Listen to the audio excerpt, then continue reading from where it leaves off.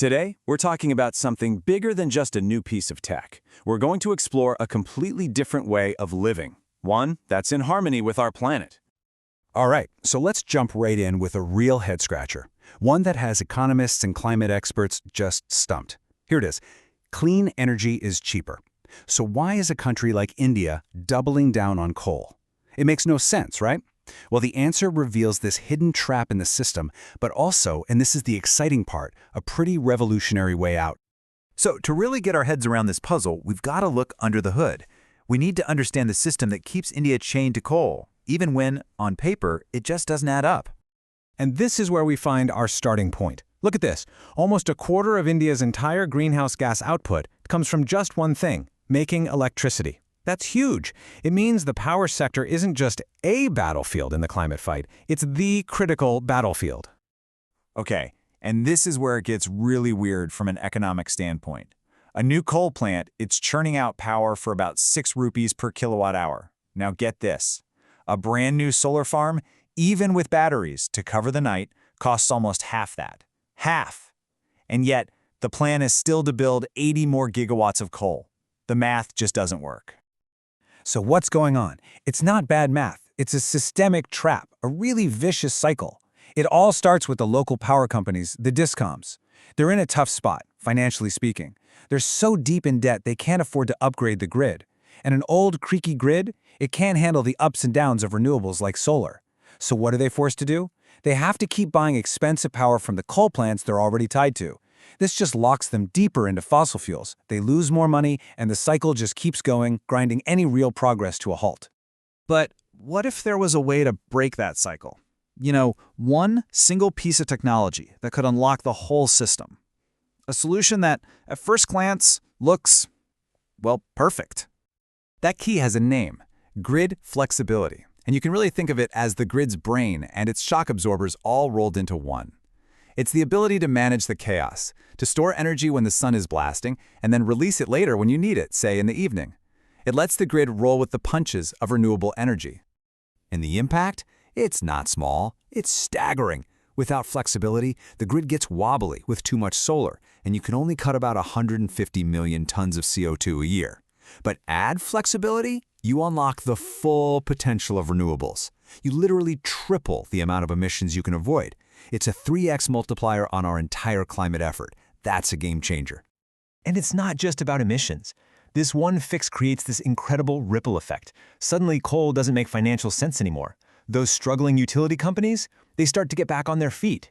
Air pollution goes down. You can even build tiny independent power grids in rural areas.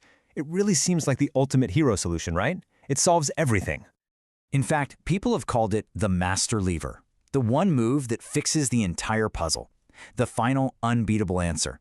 So, case closed, problem solved, we can all go home, right? Well, maybe not so fast. Because what if that perfect, shiny tech solution has a dark side, a hidden and frankly devastating cost? This, my friends, is where we risk falling into something called the techno-optimism trap. See, in our rush to solve the whole sun doesn't shine at night problem with technology, and let's be honest, we're mostly talking about giant batteries here, we forget to ask a very, very simple question. But what happens when the batteries die?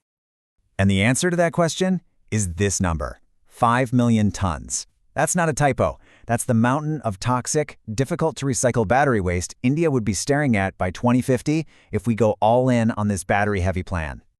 So what have we done? We've just traded one crisis for another.